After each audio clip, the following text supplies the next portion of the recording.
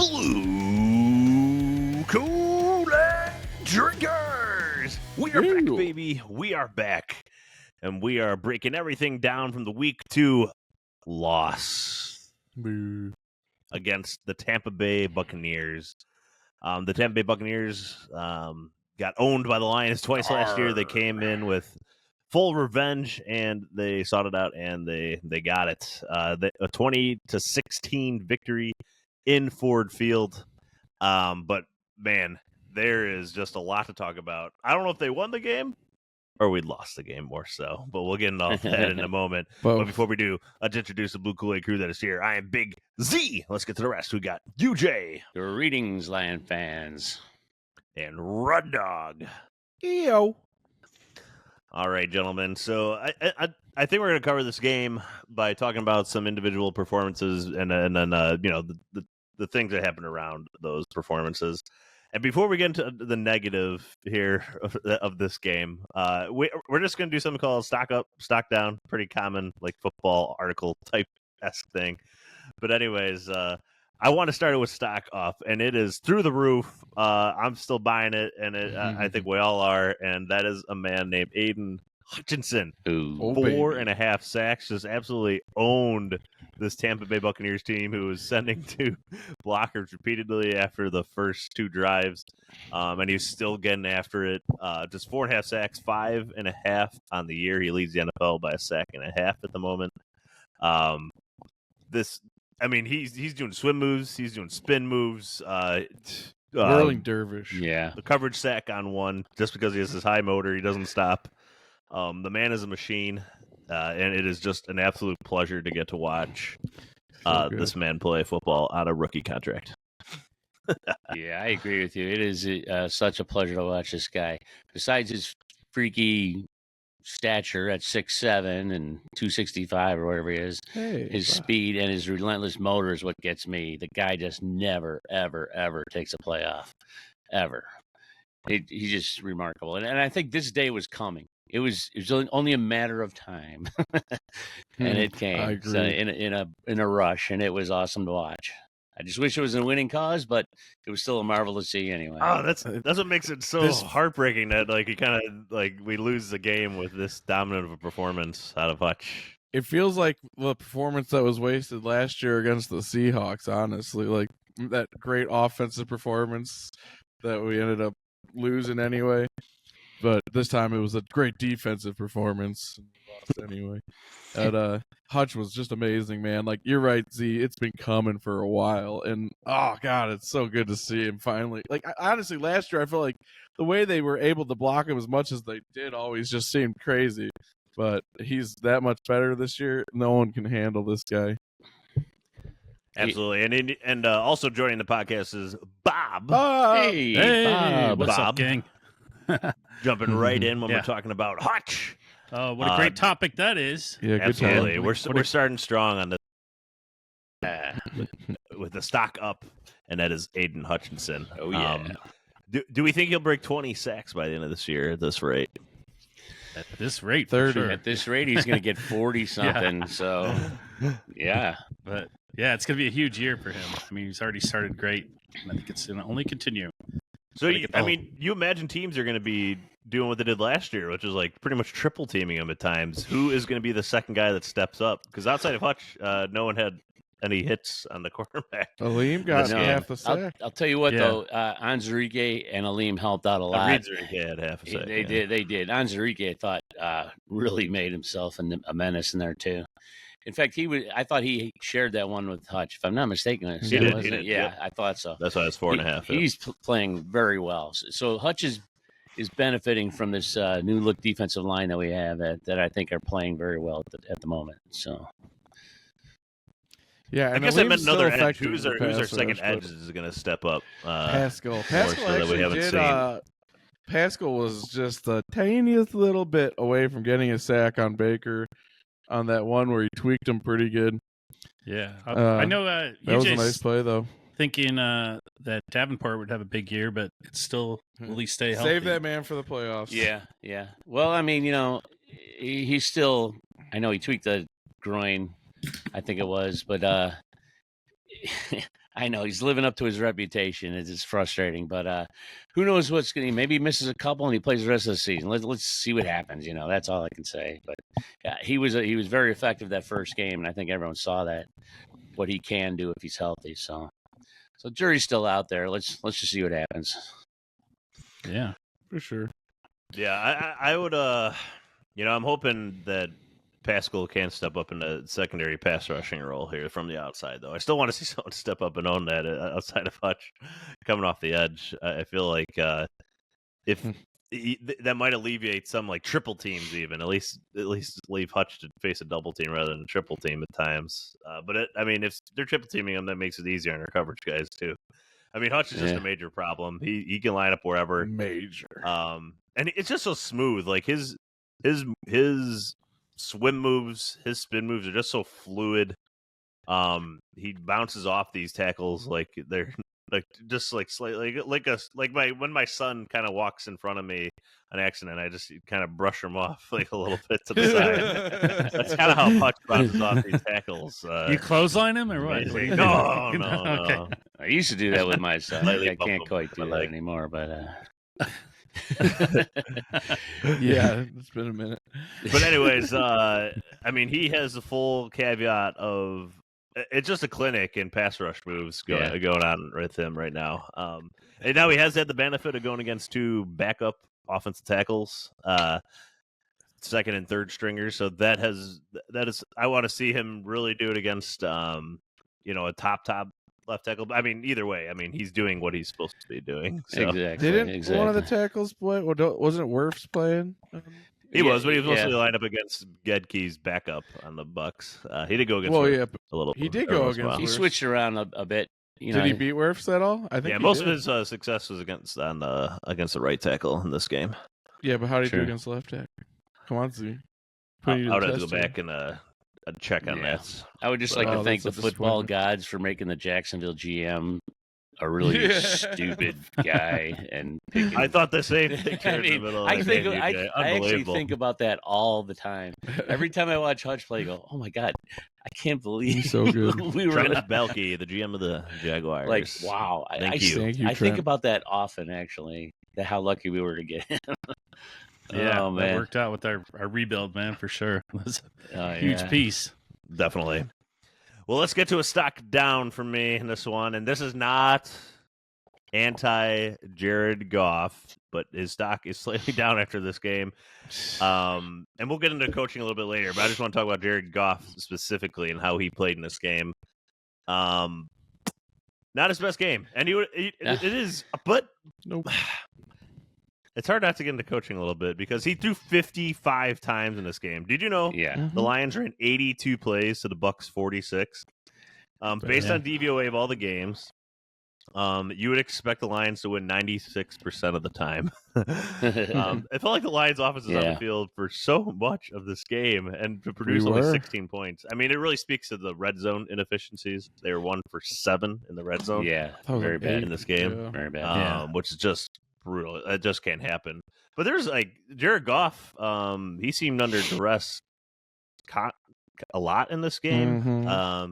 But even when he wasn't under duress, he made some bad throws. They were just bad throws. Yeah. Like the one over the middle. He was under duress there a little bit. Deep to JMO, or tried to get JMO wasn't within 20 yards of the vicinity. But there's some throws to the flat that ended up short. Another dropped interception by the Bucs too. This is not the Jared Goff that we left off with the end of last season. But it's not the receivers either. Yeah.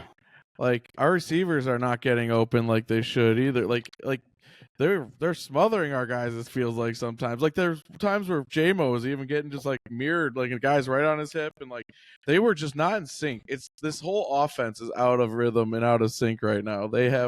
And that's on the whole unit, including Ben Johnson. Like they are just failing to get in a rhythm. And that's where it's on Jared Goff. It's on the offensive line, who's gave up 10 hits, I heard, in this game. 10 hits, no sacks. Because Jared does get the ball away, but he also has a clock in his head from last year that was really freaking long, and he's not getting that clock to start the season right now. And I think that's a tribute to just how much harder teams are trying against us and planning for us. Like, This is getting everybody's best shots. These are revenge games for these guys. They got an emotional edge on us right now. That's fine. That's what we want. We want to overcome that, but we're playing sloppy. That's the problem. Like, we're not adjusting yet, but like that's just going to make this team raise the bar to another level. And there's no reason to worry whatsoever because the character of this team, and they're going to take the lessons here and they're going to grow. Yeah, I love Goff. I'm glad they signed the contract. I mean, he is too. He's just relaxed since he got the contract. But no, I don't think he's taking his foot off the gas. But these have been 2 bad games in a row. I mean, like for his rating, like with the Lions, I think they're 2 of his worst games that he's pulled out this year. Yeah, so he's not a good start. But and then some of his passes though, he's like throwing off his back foot, and he's not getting his feet set right.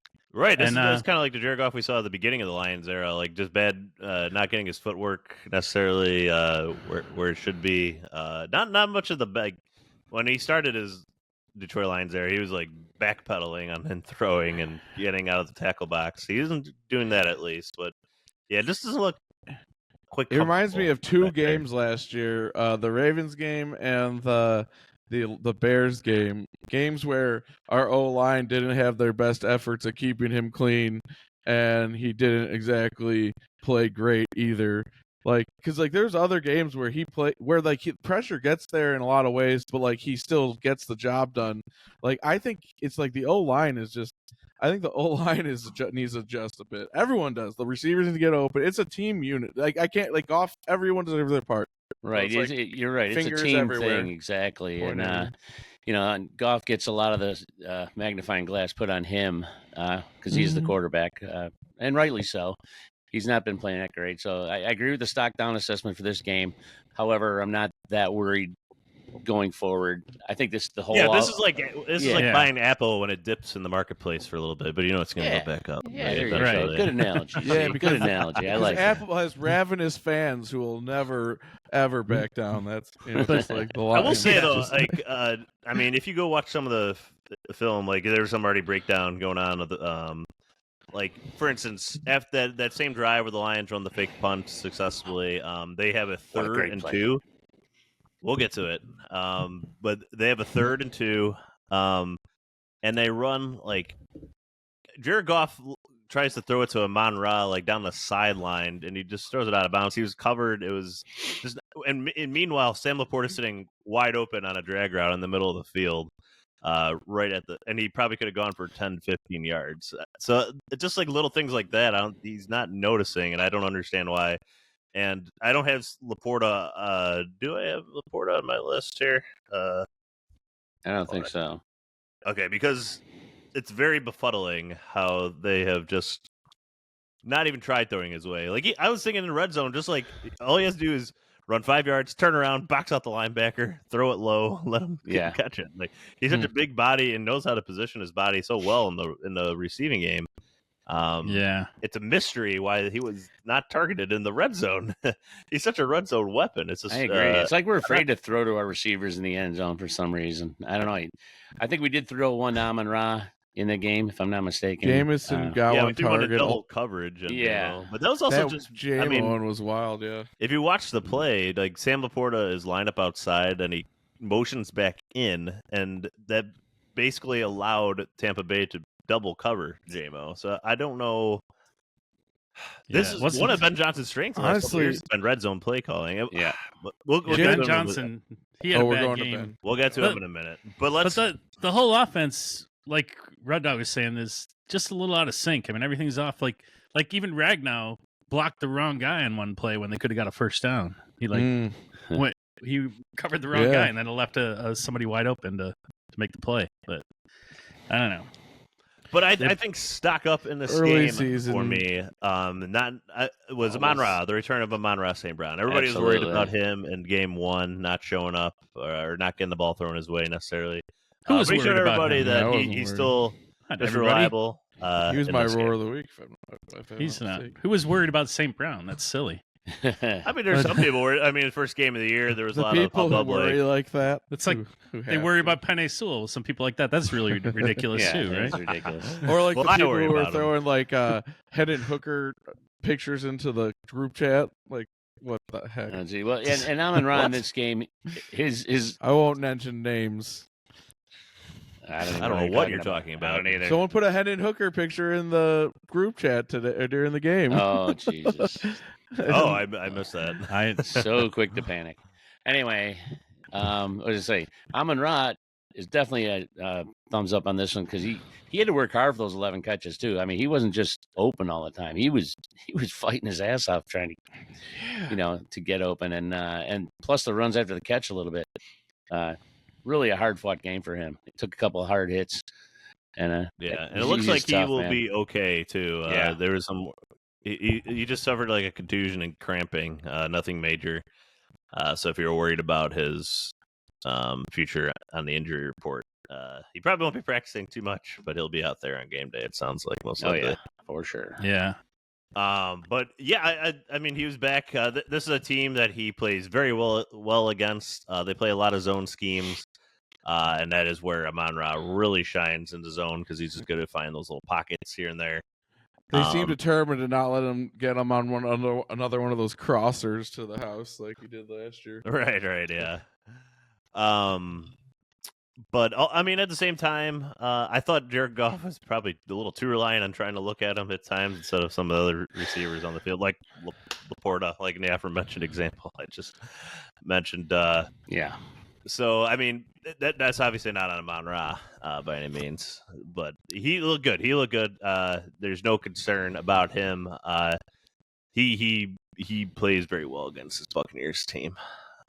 I don't know if you guys well against most teams. Let's be honest. Like last week was the fluke. That's why I think people panicked. It was so abnormal for him. Who was panicking? I don't even hear all this chatter about You didn't hear panicking. the panicking in the streets? He's like a Pro Bowl receiver. He's like he had one game there you didn't get 100 yards and then you're panicking. Jesus, People panic, Bob. It's wild. that's ridiculous. It is Can I? ridiculous. Did you do agree. stock up on Vaki? He is- no, but we can include him. Yeah, 'cause Yeah. They can That kinda fake lead in punt. the next one. But yes, Come on. I mean, if you want to go stock up on fake punts, the Lions have done it yet again. And actually, Yeah. shout out to Dave Burkett who kind of pointed out Yeah, the fake punt that the Lions would potentially run against the Bucs. he did. So shout out That's to him awesome. for kind of calling it out 6 days in advance. But yeah, Jack Fox, perfect throw. Vaki, yeah. perfect route. You still got to catch those, and if you don't, the Bucs are getting the ball on the 30-yard line. So That's what kills me about Campbell, man. He does these things deep in his own Unbelievable. territory, and it's just awesome. It's just Because so he awesome. understands the art of deception. Like Yeah. he knows how to pick his moment, man. Like you have to have that like think about it. Everyone knows he's gonna do something like this and he still gets away with it because he knows how to pick that right moment Yeah. where like it's counterintuitive almost, but like that's why no one sees it coming. I think he trusts the defense a lot too. Oh, yeah. Campbell. Yes. I mean, and the defense played a great game. Absolutely. If Really did. Rodrigo didn't get juked out of his shoes, there's a big play right there. I mean, just like one thing, but for overall, they played a great game. Yeah. I mean, that was fantastic. Really, They that did. one play, I mean, that long touchdown pass was yep, really the we'll get one to that one. play. And you know what? Like I think Terrion is getting like special treatment right now. They are looking at him with a freaking microscope because other guys are getting away with muggings and Terrion's getting away with nothing. Like, that Yeah. man is like he's sticky at least. At least it's better to be able. At least he's there. He's in the right position.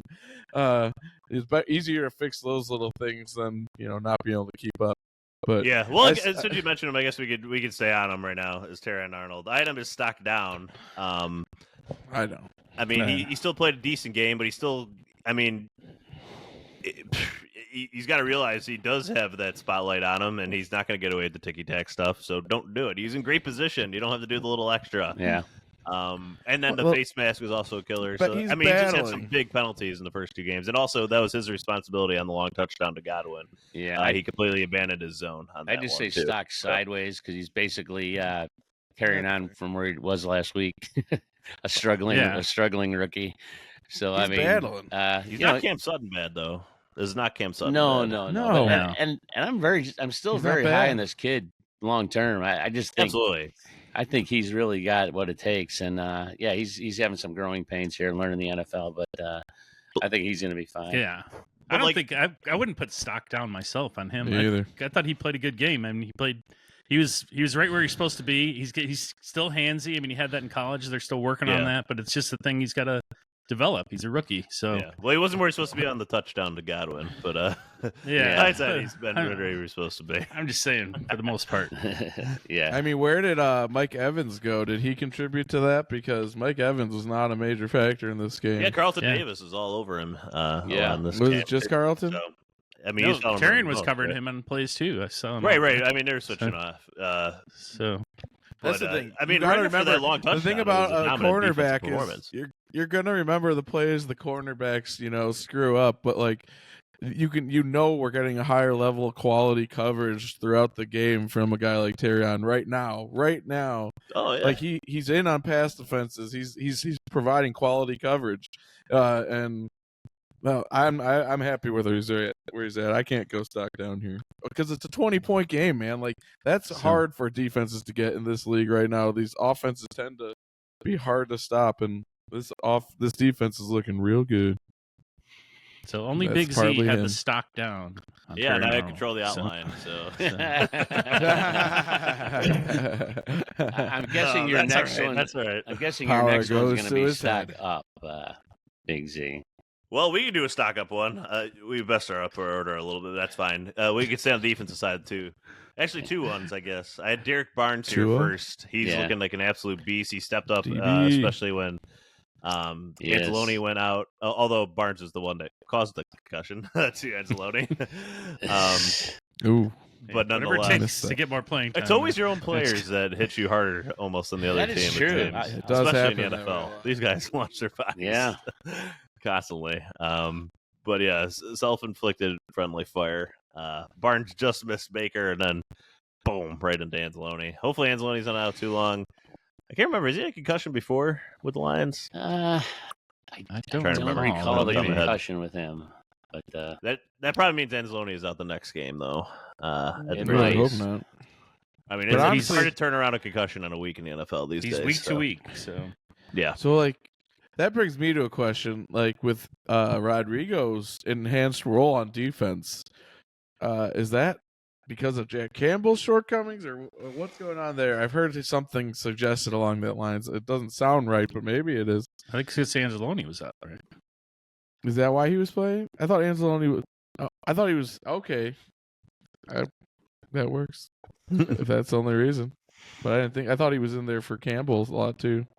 Maybe I'm wrong. I don't know. Campbell had some. I was watching on my phone, so especially in the run game. Just overall, the run defense has just been incredible again thus far this year. And Rodrigo, I just love seeing him stuff a runner in the hole, man. He comes in. Oh my God, Jackie, he reminds me of a guy like you played with. What was that kid, the linebacker you played? But oh my God. Oh yeah. Rodrigo just flies in that hole and takes on anybody, and he's fun to watch in the run game. So, absolutely, it's great to have that depth at linebacker too. Depth at all these positions, really. Yeah. But a linebacker. But Derek Barnes had the big pass deflection at the end of on that last drive from the Bucs to get the ball back to the Lions to potentially get the victory. If he was really good, he would have caught it and ran it for a touchdown. But I guess I know, right? They would have won the game. I mean, he's all over the field. He's a problem, especially the Bucs. Remember him? I mean, he had the big pick last year. But it's been a lot of fun to just see him constantly just get better and better and better. Yes. I don't know how we're going to pay all these guys. I know. It's going to suck to lose these guys eventually. We just got to win a Super Bowl before they have to pay. Right, I love exactly. They did. I love that we still got a guy like Iffy hiding in the uninjured right now too. Like that when he comes back, imagine what the secondary is going to look like. They did an interesting. And that was the other stock up I had was just the secondary in this game. Or not the secondary. Sorry, safeties more particularly. Brian Branch looks like an absolute beast. Looks like he's at home in the safety spot, just because that's a position that requires so much instinct and ability to read and just to have a feel for what's going on out there. That pick off Baker was a thing of beauty. I could watch that one over and over. But he's all over the field, man. He had 6 tackles in this game, obviously, and two more pass deflections in addition to the interception. Yep. He is all over, and it's just a lot of fun to watch him play. him and Kirby out there. Those are two absolute ball hawks, turnover machines, and that's what you want out of the safety position, and not afraid to lay down a smack or two along the way. Absolutely. But let's get into my stock down here. I hate putting him down here because he's our boy. But Dan Campbell, I had his stock down this week. Yeah. Well, this is Dan Campbell and Ben Johnson, but going on Dan Campbell first. The end of the first half just can't happen. And he is the first to admit it, obviously. Yeah. But at the same time, it just can't happen. Nope. Right. I don't remember hardly ever seeing that in the NFL too. So I really don't know what happened there. Turned out to be the difference stuff, in the game too. Yes, yes. So if they have those points, then they're going for a field goal at the end. Yep. It's a different Exactly. dynamic. Yeah. Right, exactly. It's just a lesson. And you knew it was going to come back to bite him eventually. Yeah. Like Campbell said, I hope we can overcome that with the reporter. Oh God! Can you imagine what Dan's gonna be like now? Like how detail oriented this guy is. Like this might drive him insane. Like he's gonna want to. He's gonna want to like really never do that again. Like like how mad he was, not at anyone but himself. So that's like the worst kind of anger. I give him a lot of credit for taking the heat. Yes. On it, and deservedly so. I mean, it was his fault, and yeah, no, and but, a lot of coaches wouldn't. I don't think they take it the way he did. And, I don't even know what was going on through his head. There's like 5 seconds left. Like, there's no way you're going to field goal off in time, regardless. Without spiking it, yeah. So I don't know what was going on, but I know Goff is just totally confused. He's like ready to spike the ball, and he's like, "Where are these guys coming from? What the fuck?" Yeah, but Dan might need like I think Dan goes on for tuition sometimes, and like I don't know, like maybe he needs someone who like can keep a little whisper in his ear, like, "Hey, Dan, go." I think he'll learn from that, and it won't happen again. No, I agree with that. 100%. I don't think he needs to. Can we also say, like, did they make the right decision Maybe going that's how for fourth down there at the end of the second half, or should they kick the field goal, kicked it off, try to get a 3 and out, and then get the ball back, and then you're in field goal range instead of having to go into length of field again for a touchdown? What are you talking about? I'm talking about the end. So the Lions have fourth down to go. This is the second to last possession.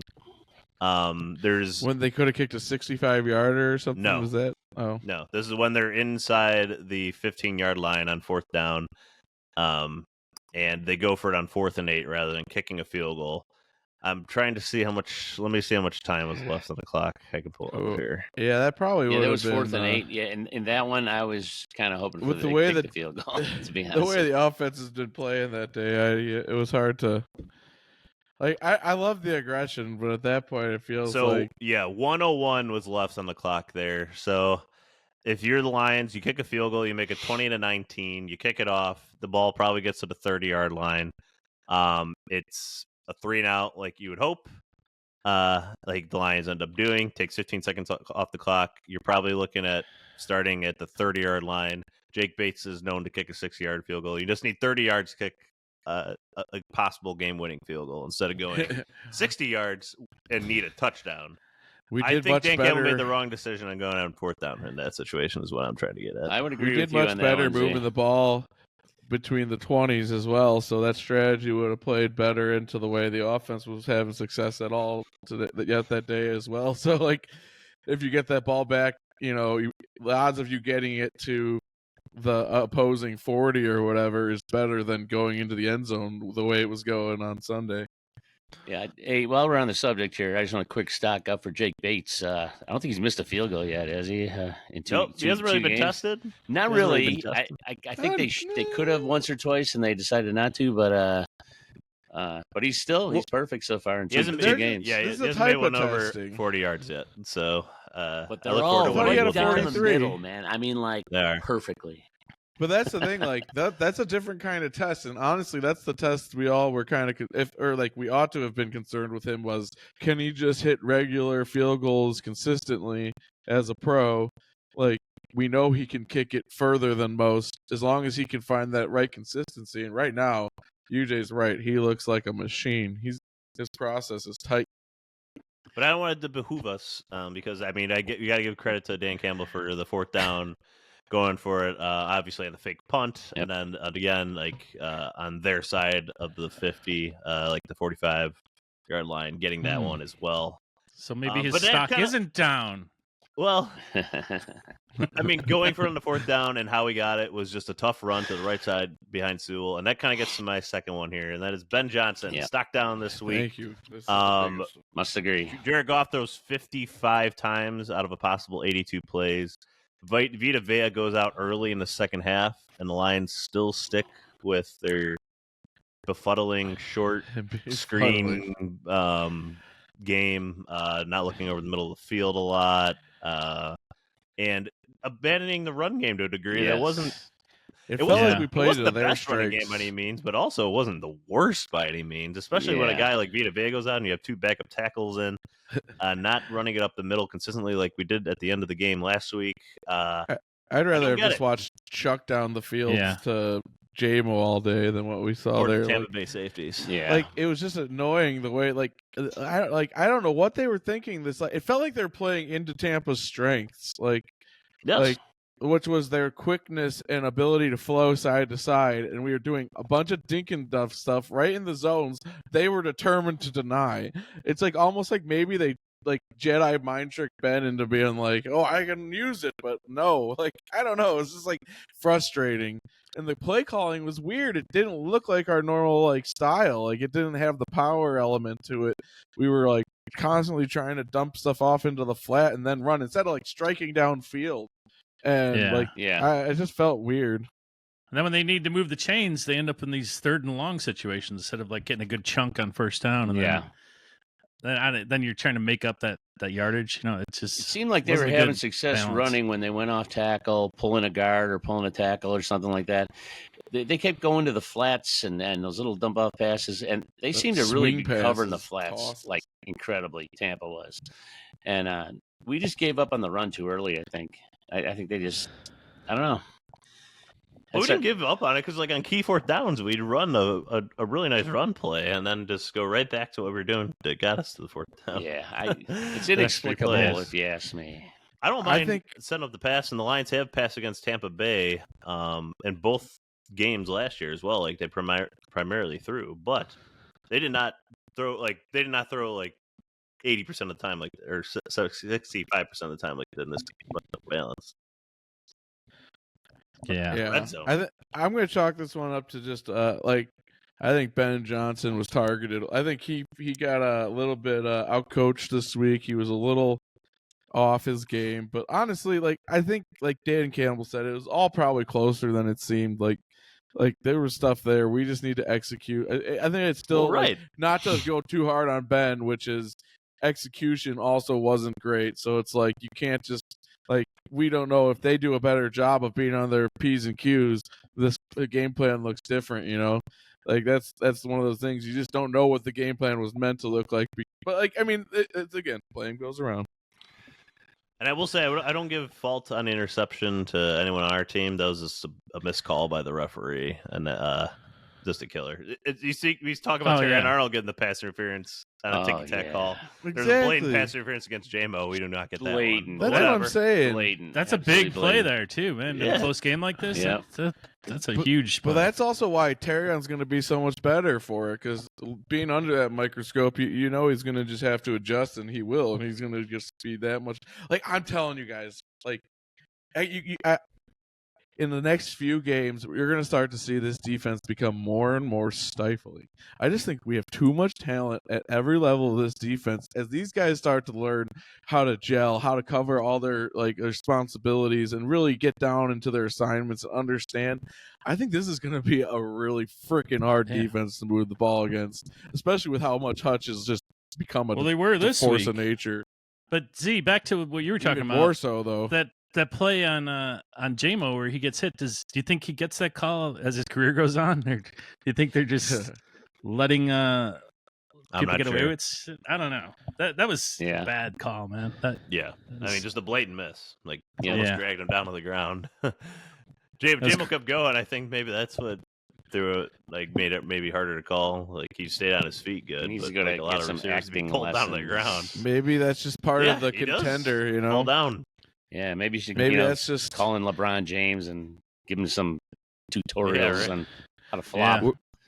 Yeah. We've achieved like the next level of the Tower of Ascent now. Like this is the things that rise up to prevent our climb. The Lions must overcome all comers, including the refs. Well, they do.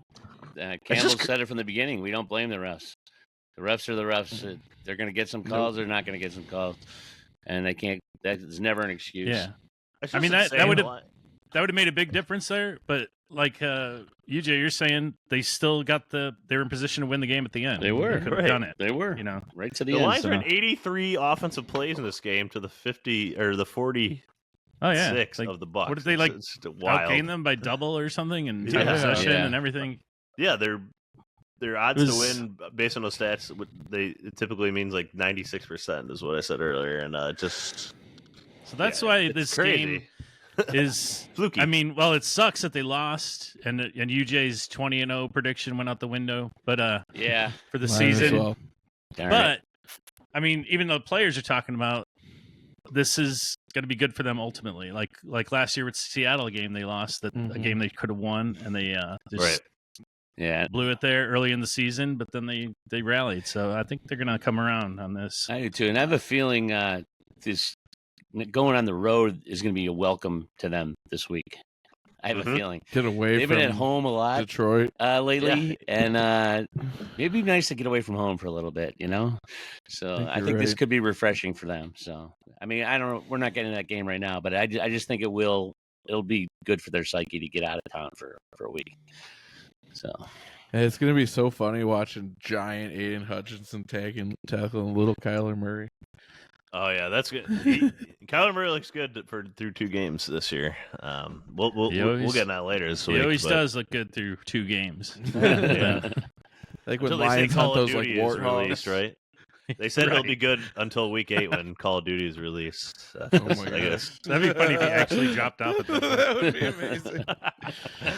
That's funny.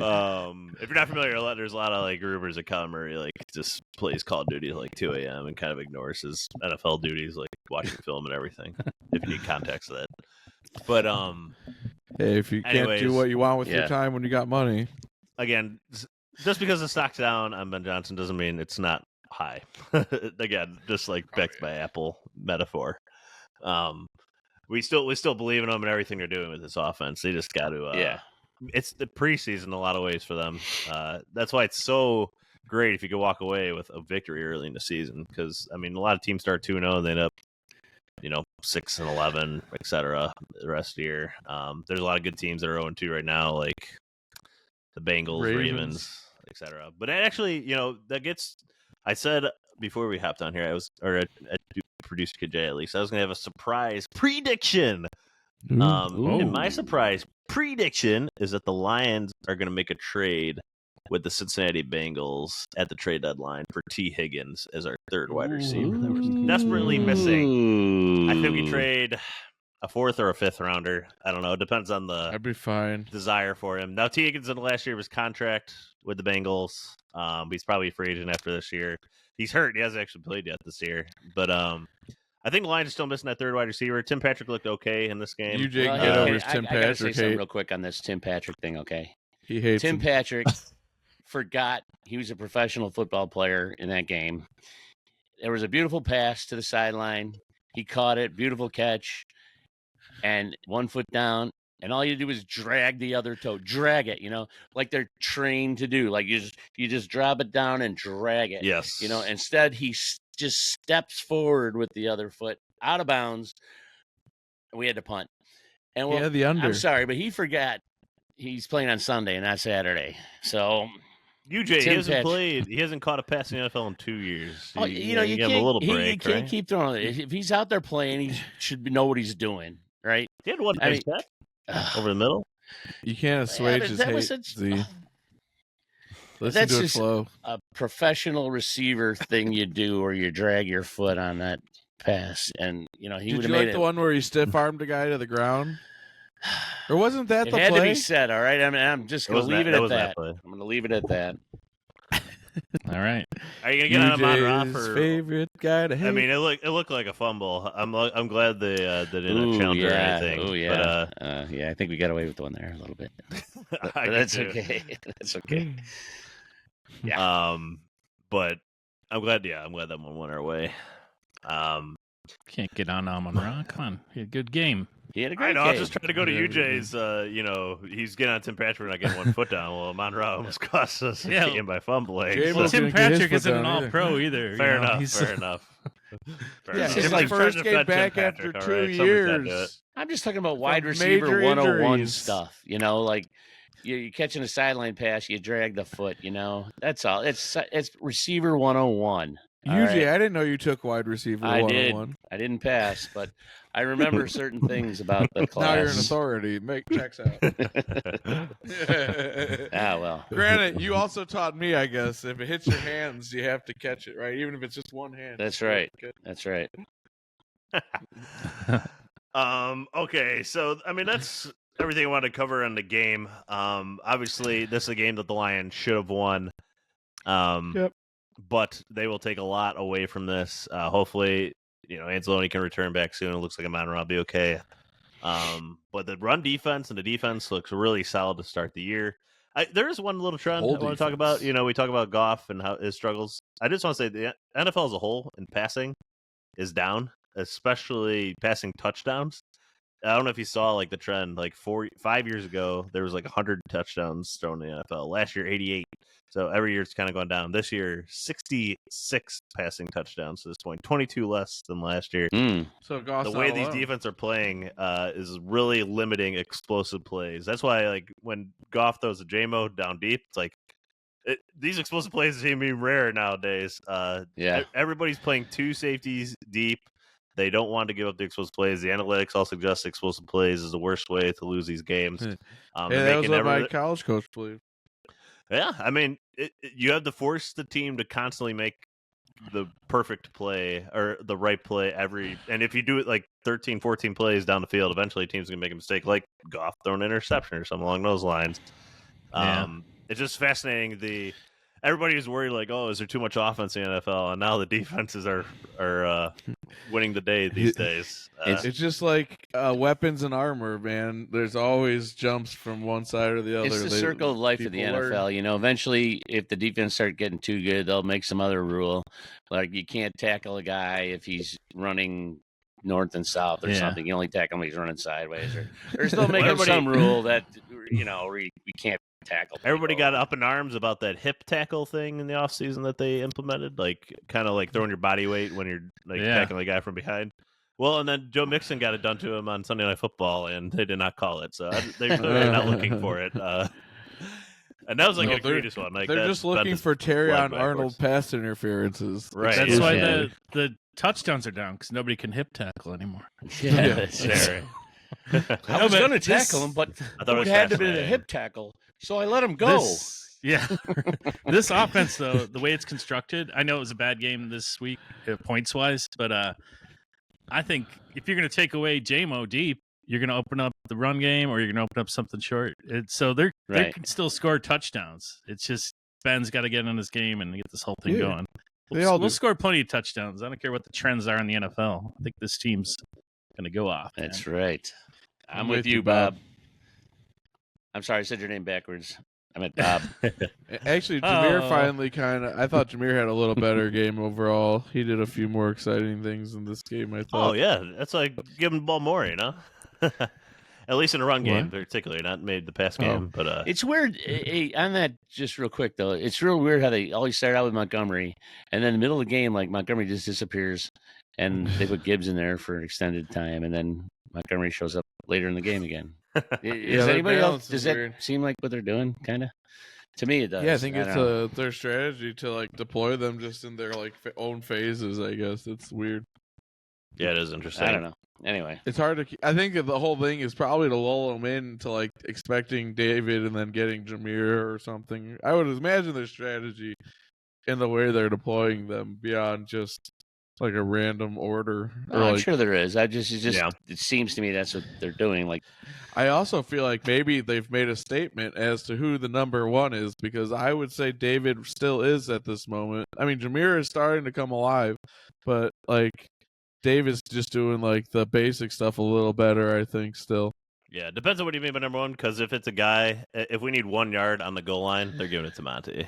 That's what I'm saying. Like, absolutely. he's the number one, right? But like Gibbs is the bigger play threat, obviously, to some degree. But like even that's not like we saw this. Monty had the longer touchdown run last year. Like I think Monty's just more polished and honestly not that far behind in skill set. So Monty's a stud, and I just love the way they're giving him his due. Hey, and it keeps Jameer fresh while he gets more and more experience. Go ahead.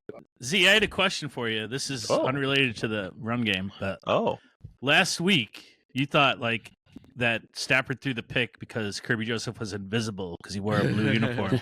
And like, do you think that's why Goff didn't throw more touchdowns because he couldn't see his receivers because they're all blended into the wall? No, they had the silver pants on this week. No, last week though, they could have scored more. Yeah, good point, Bob. I think the theory is bogus, but if the theory is true, then that could be part of the problem.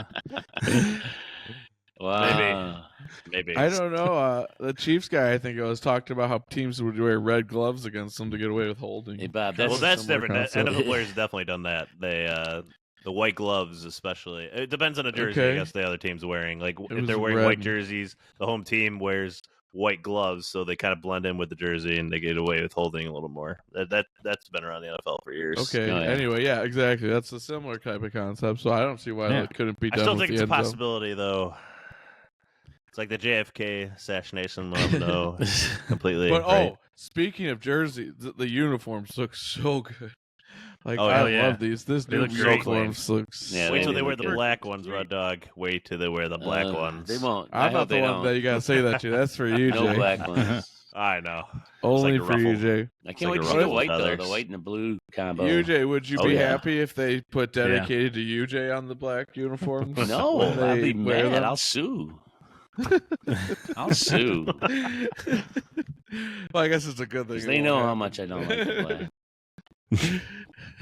Well, anyways, let's do a really quick roundup of the NFC North results here. The Packers, they hosted the Colts. Malik Willis threw a total of 14 passes, and they won 16-10. Obviously, Jordan Love is out for a number of weeks. It's undetermined how many. Josh Jacobs ran for 32 carries for 151 yards. They had a game plan, and I don't know if you guys saw the highlight too from that game. The center puking on the ball on the 3rd and long. Oh God! I think the Packers coach asked the Packers quarterback, like, "Why didn't you throw it? It's 3rd and long. Like there's a guy open downfield." He said the center puked on the ball. Coach. I didn't want to. Wait, so Malik Willis is playing for the Packers? Yeah.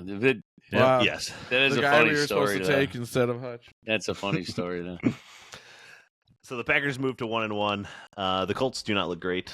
When we play them, I hope we run for 200-plus yards like both teams that have played against them thus far. Yeah. They cannot stop anything. The Vikings, they beat the 49ers at home 23-17, a 97-yard touchdown catch by Justin Jefferson. Sam Darnold, a lot of people were skeptical. I was not, actually. I think I said in our offseason that I thought Sam Darnold was I still thought he was a good quarterback. He's just constantly been in horrible situations. Either way, they look good through 2 weeks. Their defense is looking very good. And anyways, they are the NFC North leaders right now at 2-0. Yeah. Which everybody had them in last to start the season. But I did say they would be competitive this year. So. Oh, yeah. They have good coaching staff. They do. They've got a lot of good players. Yeah, Kevin O'Connell, their head coach and offense coordinator, he's a really good coach. They're trash. It's good, though. It gives us someone to chase, you know. It's always easier to chase than it is to lead, you know. They can feel like they're doing well. Well, people were chasing us last year, UJ. I kind of like that spot better, personally. Yeah. I don't. I want to be right in front, punching everybody in the face as they come to try to take us on. You better show up like the Bucs did. You better show up with your best shot, or you're going down, baby. We're the Troy Lions. You don't mess around. All right. Ooh. All right. Wow. That's right. And then All right. last but not least, of course, my favorite is the Bears looked atrocious against. They did look still almost had a chance to win the game. I know. Because Yeah. their defense is really, really good. Their defense does look good. So. Yeah. But their offense looks abysmal. Caleb Williams is running for his life every single down. Yeah. They cannot handle a 5-man pressure, apparently. He's got a good arm. He does. Maybe too good of an arm because he can't hit a downfield pass to save his life thus far. He constantly is overthrowing open receivers downfield. But he has a long way to go, it looks like, which is just fine with us. Yes, it is. It looks like the same Bears team with Justin Fields, except a different name player. Justin Fields is winning, though. He's 2-0. Right.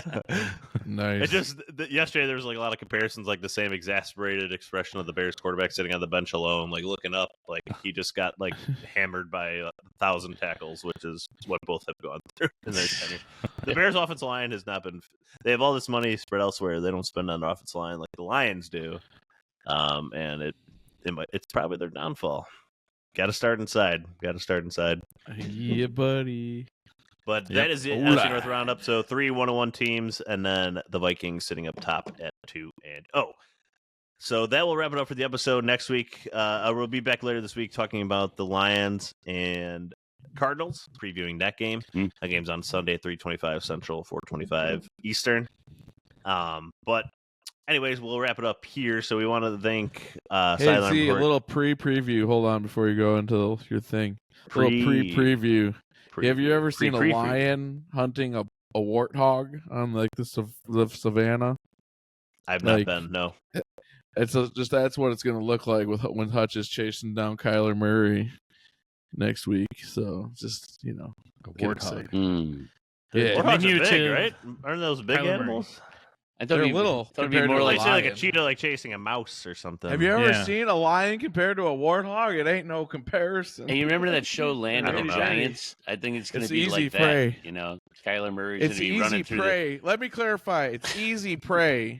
Okay. Okay. Kyler Murray's Got going to be it. like running through the vents of the Yeah, he's gonna be like, building and stuff like that. You know. It's lion pup. I know.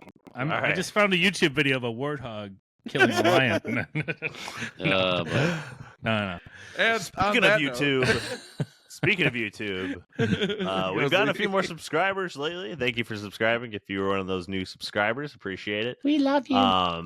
That, of course, is youtube.com/@DTBK_Lions. Or just type in drinking a Blue Kool-Aid. You'll see the logo, lion smoking a cigarette next to bull kneecaps. Our own UJ designed that logo. Anyways, just hit that little subscribe button so you're always notified if we go live or something like that, or you want to just watch this fantastic content. Then, of course, our producer that we want to thank, Kid J. Kid J. Who's just crushing it every single He is week the on the best. podcast. He's the best. Put out one of those YouTube shorts, had a bunch of views. That was all him.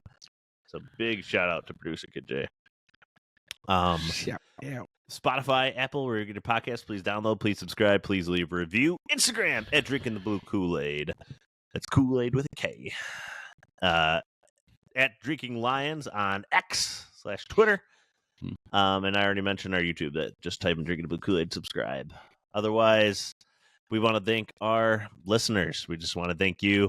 We know it's a tough week. It's never fun waking up on a Monday after a loss, but there'll be a lot better Mondays coming through all the way to the Super Bowl. All the way That's through. right. Yeah, buddy. Baby. Oh yeah. This is the year. All right. So thank you, everybody, for listening. We greatly appreciate you. And last but not least, as always, go.